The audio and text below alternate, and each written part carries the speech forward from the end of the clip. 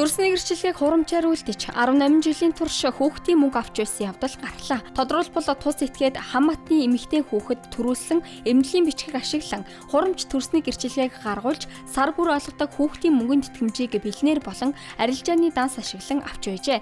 Мөн бичиг баримтаар бий болгосон хүүхэд нь 18 нас хүрэнгүүтээ алга болсон гэж худал мэдээлжээ.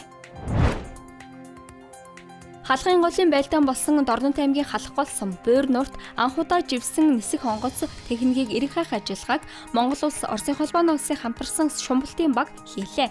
Тэд энэ сарын 15-наас 25-ны өдрүүдэд 10 хоногийн турш тодорхойлсон 4 цэг хооронд буюу урт нь 7 км, өргөн нь 5 км хэмжээтэй талбайд наривчилсан судалгааг хийсэн байна.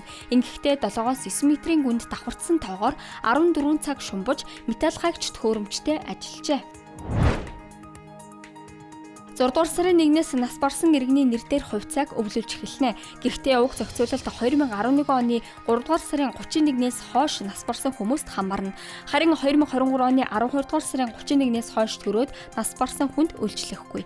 Өвлөхөд өвлөх эрхийн гэрчлэгийг авах шаардлагатай бөгөөд нотроод өвлөгчийн мэдээллийг цахим системд байршуулж, үндэс цаасны төлөрсөн хадгаламжийн төв рүү илгээснээр хувьцаа болон ногдол ашгийг шилжүүлэх ажиллагаа эхлэх юм. Автотээврийн болон өөрөө явагч хэрэгслийн албан давтар төлөх хугацаа дуусахад 5 хоног үлдээд байгааг татварын ерхий газраас анхаарууллаа. Хууль зааснаар эргэн хууль этгээд нь жилд 1 удаа 6 дугаар сарын 1-ээс өмнө харьяалах татварын албанд төлөх үүрэг хүлээдэг. Тиймээс амжиж төлөхийг зөвлөж байгаа бөгөөд хугацаа хэтэрсэн тохиолдолд торгуул алдан тооцдог байна.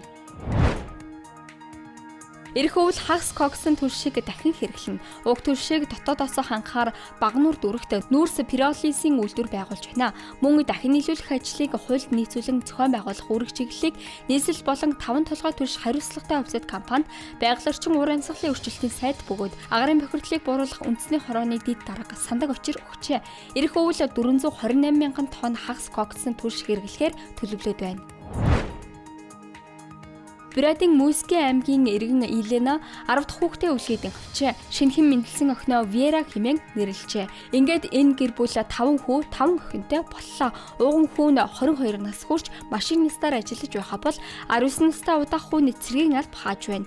Харин бусад хүүхдүүд нь ерөнхий боловсролын сургуульд суралцж байна. Ice Global-ийн цөөн хормын мэдээ байлаа. Ажлын амжилт хүсье.